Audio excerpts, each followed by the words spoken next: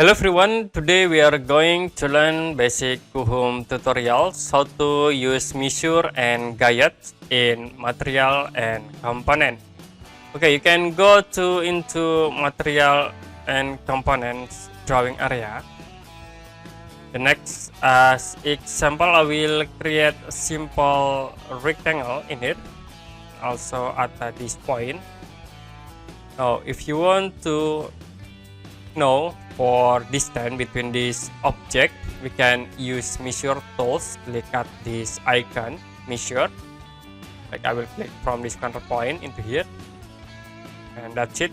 The measure 854. And if you want to move or set a distance between these two objects, like into 900 and parallels, we can use guide tools.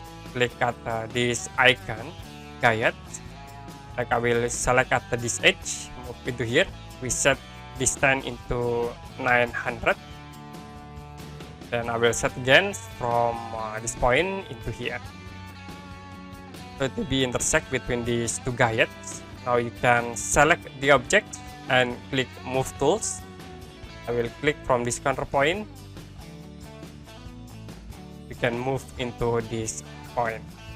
So the measure will be set into 900 distance between these two objects.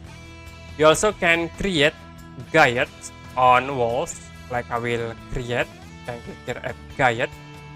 We'll click start from this edge, move to the right, then from this point to the left, from the bottom to the top, and then again from this point into here.